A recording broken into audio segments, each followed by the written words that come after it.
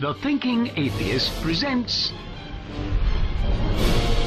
Noah's Ark, a story of God, giraffes, and genocide. This is the scriptural account of the Great Flood, a worldwide event of catastrophic proportions known specifically for leaving behind absolutely no geological evidence.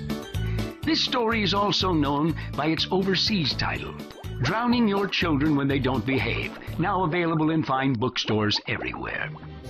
Our story begins in the book of Genesis, where God noticed that every single person on the face of the earth had somehow become evil. Yes, everybody, even babies, virgins, the deaf and blind, Republicans, all evil. God ignored the fact that he was the one who started this fiasco, and he decided that the whole thing was just a huge mess, and perhaps it was time to get rid of the whole thing and start over. The good news? There was one man who was righteous and blameless.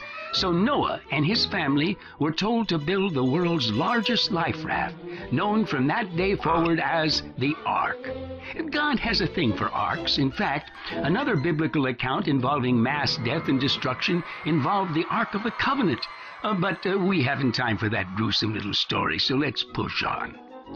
God told Noah to build an ark out of cypress trees and pitch, 450 feet long. Quite an undertaking for a guy who was 600 years old. Fortunately, his sons, Shem, Ham, and Japheth, were conceived when Noah was 500 years old. So Noah was obviously vigorous enough for, physical activity, if you know what I mean.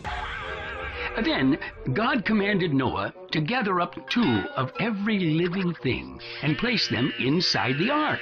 Well, for some reason, God changed that number to 7 the following chapter.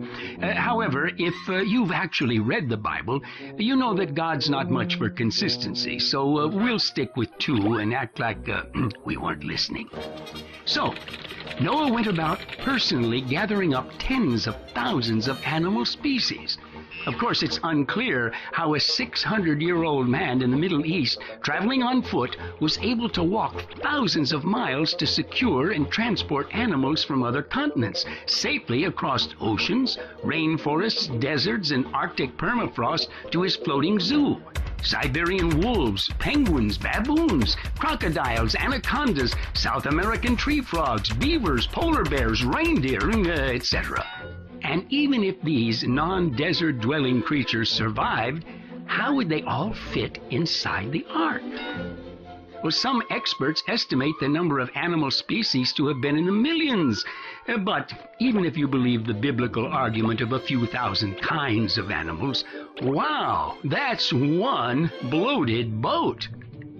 Now, what about the specialized diets each animal species would require?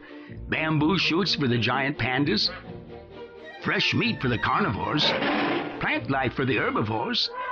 Now, how did they keep the animals' muscles from withering away after months in a confined space with no exercise? What about the predator and prey animals being housed in the same space? Where was the food stored? And how was it kept from spoiling? Who cleaned out the tons of manure every day?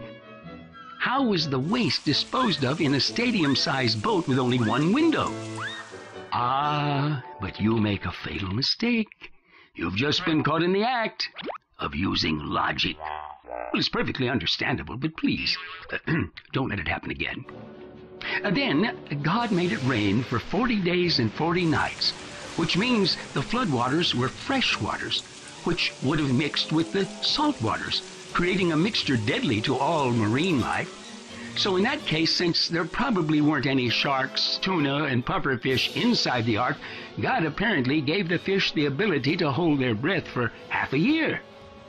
Oh, there are some who speculate that the earth vomited up the floodwaters from miles below the earth's crust. Of course, the earth is boiling hot down there, so those floodwaters would have turned the earth into a large creme brulee. Surviving marine life? 0. Well, one thing's for sure. Everything and everyone on the earth was horribly and violently drowned, and mankind was destroyed, allowing God to hit Control, Alt, Delete, and do a fresh reboot. And on the 17th day of the 7th month, the ark came to rest on the mountains of Ararat, where it would never be discovered. And Noah sent a dove to find land, which seems odd if he and God were still talking to each other. I mean, after all, God had a much better view. Well, ultimately, Noah, his wife, his sons, and their wives stepped out of the ark, took long showers, and practiced incest to repopulate the earth. And that's the story of Noah's Ark. God, giraffes, and genocide. A tale of incompetence, evil, mass murder, animal feces, and inbreeding. A great story for the kids. And better than late-night cable TV.